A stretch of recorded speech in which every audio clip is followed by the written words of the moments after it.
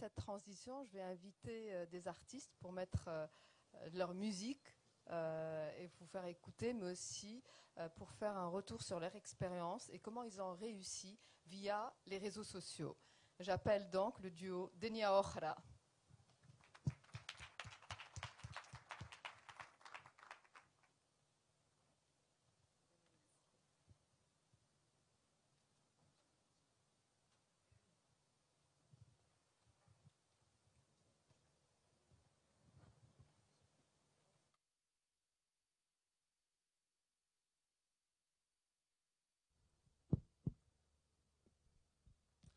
Bonsoir tout le monde. On est très heureux d'être parmi vous ce soir. On se présente, Fatma Sfar. Bonsoir tout le monde. Et moi, Youssef Jelbi. Ça fait 10 ans qu'on se connaît et ça fait 5 ans qu'on est ensemble et juste 2 ans qu'on fait de la musique et qu'on partage une passion commune. Moi, j'ai commencé avec la musique tout jeune. J'ai commencé à faire du violon. Ensuite, je me suis mis à la batterie et maintenant, je fais de la musique électronique chez moi. De ma part, j'ai commencé à chanter depuis toute petite. Je faisais partie de plusieurs groupes de musique et grâce à eux, j'ai développé mes connaissances et mes techniques de chant. Et j'ai eu la chance de chanter sur plusieurs styles de musique. Donc on a eu l'idée de Denia Okhra en une seule journée, enfin presque. On était dans un état d'esprit tranquille. Il a commencé à faire du beatbox, j'ai commencé à chanter. Et ça a duré 1 heure de pure improvisation. C'était magique et c'est comme si c'est la première fois que je chantais dans ma vie. Et on a compris tous les deux que ça mérite d'être écouté. Donc, vas-y. On a vite compris que ce qu'on faisait est important et il fallait prendre les choses un peu au sérieux. On a commencé à organiser des répétitions quotidiennes. On a commencé à rechercher un peu des sources d'inspiration et surtout à comprendre comment on va produire notre son. On a opté pour le live looping grâce à un looper qu'on a commandé du Japon et on est resté 1 an à attendre sa livraison. Il vaut mieux une petite démonstration pour comprendre le tout. Attachez vos ceintures. On va aller à Denia Okhra. Je commence à enregistrer un petit son.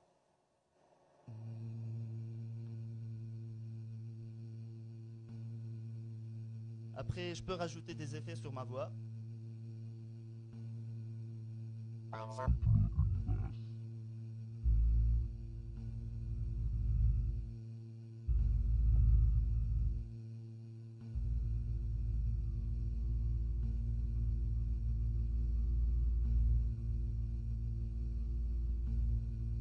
Je peux utiliser des objets du quotidien.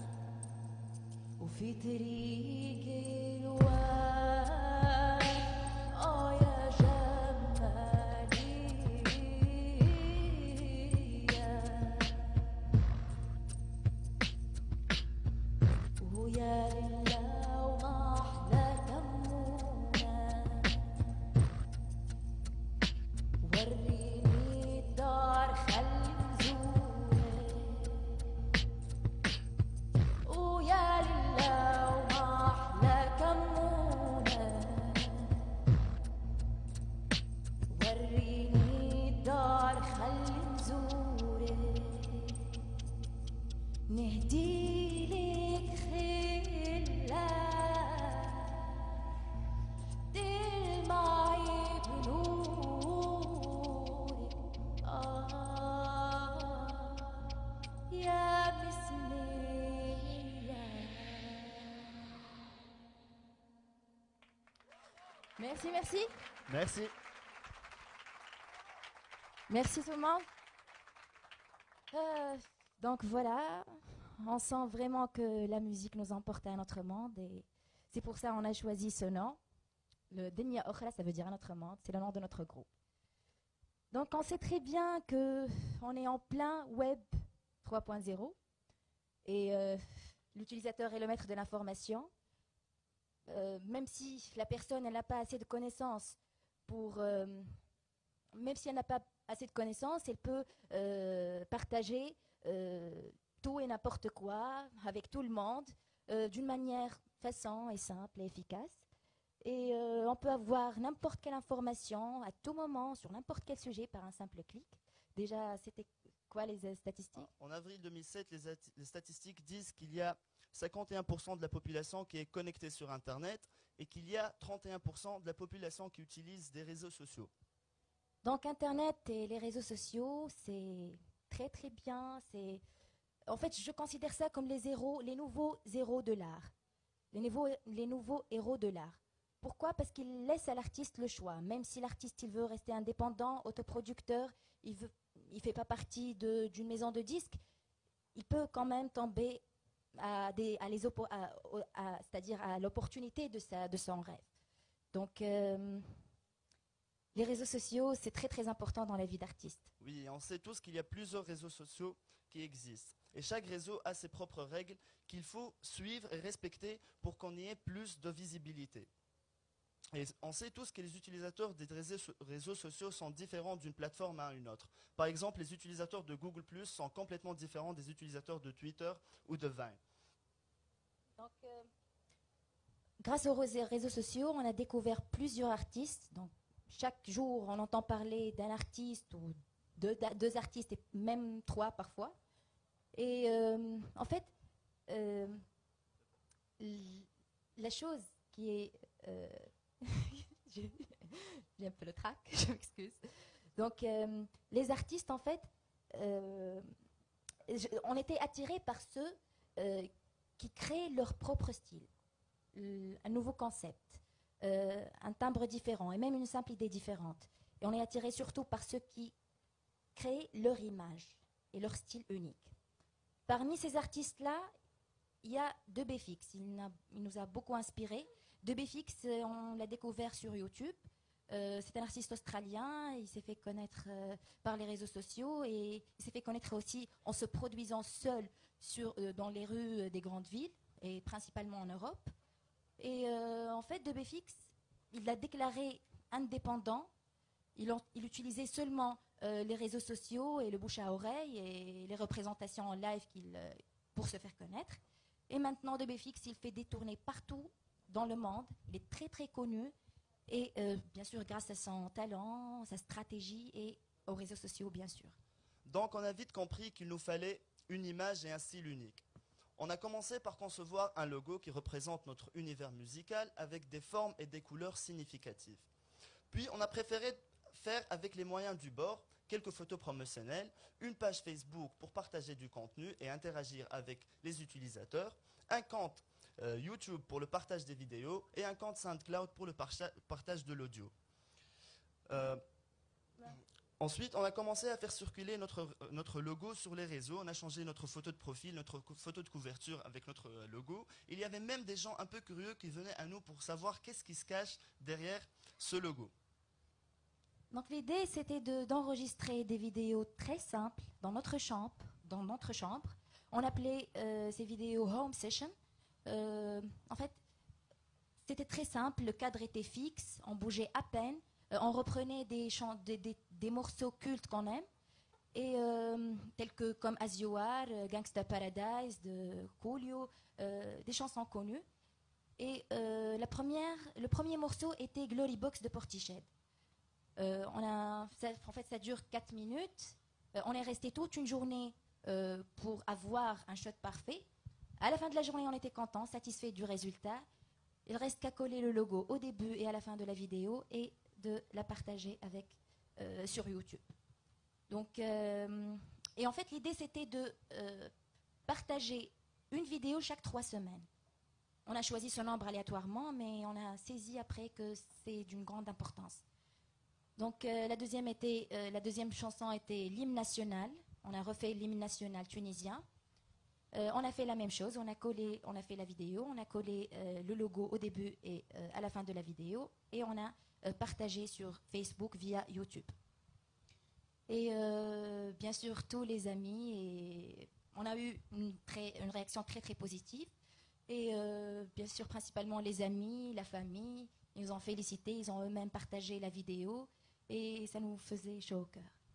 Après quelques jours du lancement de la deuxième vidéo, en rentrant chez nous, bien sûr, on s'est connecté à Facebook, et là, on trouve un nombre immense de notifications et de messages. Tout le monde parlait de notre musique, tout le monde partageait nos vidéos. On n'arrivait pas à savoir comment c'est arrivé. Mais on a remarqué un petit problème, c'est que toutes les vidéos étaient de sources différentes. Chaque page, elle téléchargeait notre vidéo, ils enlevaient le logo au début, à la fin, et ils uploadaient la vidéo.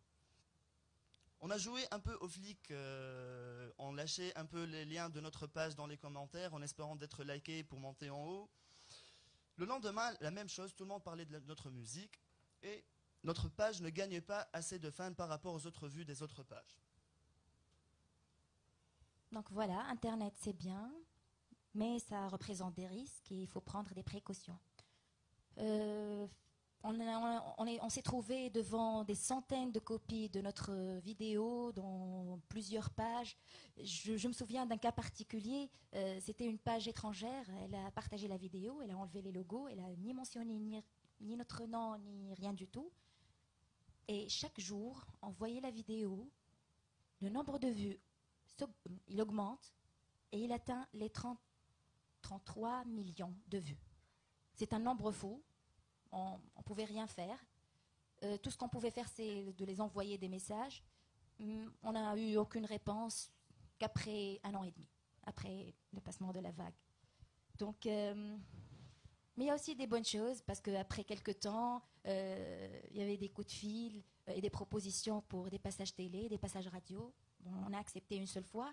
Et aussi des propositions pour qu'on joue dans des endroits, des festivals. C'était magnifique, on sent que notre vie elle va changer. Et notre première prestation était dans l'un des grands festivals à Tunis, c'était l'éphémère, et c'était là notre première expérience.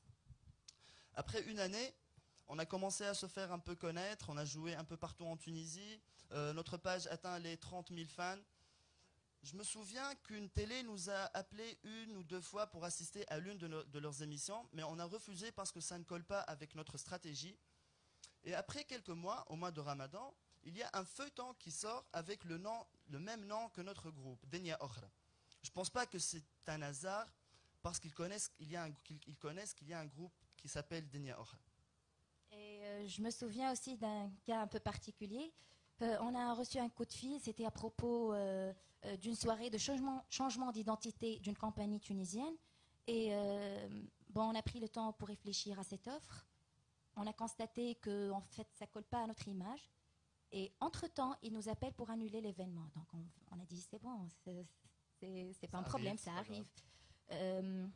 Et après quelques jours, en sortant dans la rue, on a trouvé plusieurs de panneaux publicitaires qui appartiennent à cette compagnie et ils ont changé le slogan à notre nom, c'est-à-dire Denia Okhra. Et c'était la déception totale. Ils ont fait une chose qu'on voulait éviter, c'est le fait de coller notre nom à une marque.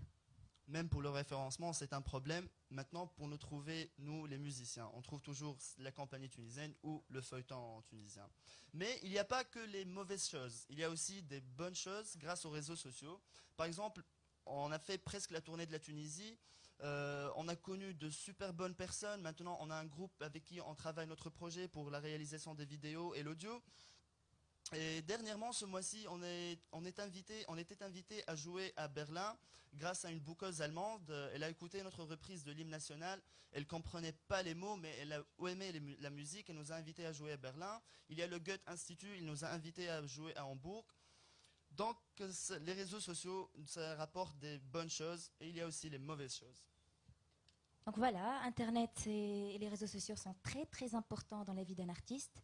Il nous permet à communiquer et à se rapprocher du grand public. Même s'il y a quelques risques, on peut facilement tirer des avantages. Donc, on s'est réunis aujourd'hui au nom de la musique. On termine avec la musique. Merci.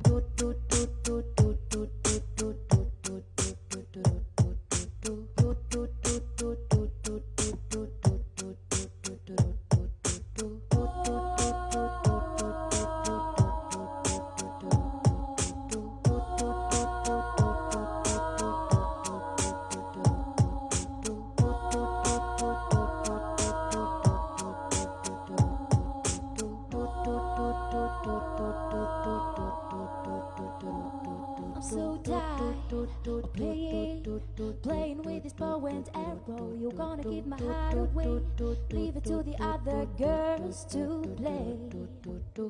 For I've been a temptress too long. Just give me a reason to love you. Give me a reason to be a woman. No, I just wanna be a woman. From this time and change, we're all looking at a different picture to this new frame of mind. 1,000 flowers to bloom. Move over and give up some room, yeah, yeah. Give me a reason to love you.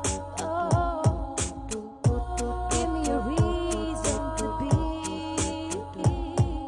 a woman. No, I just wanna be a woman.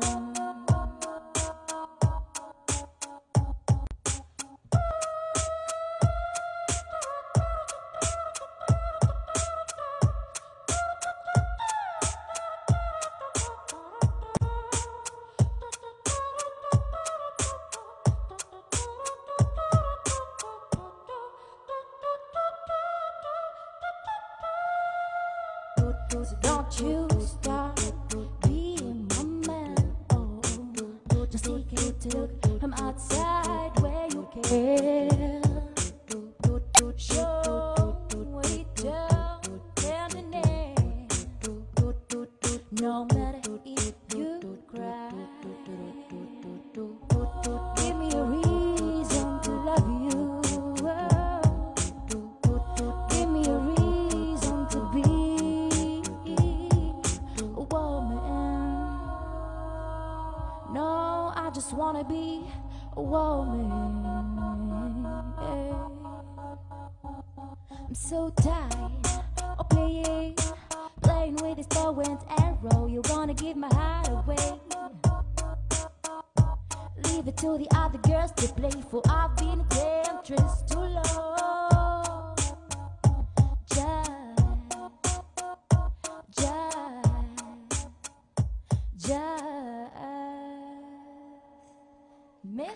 Just merci tout le monde. Merci beaucoup.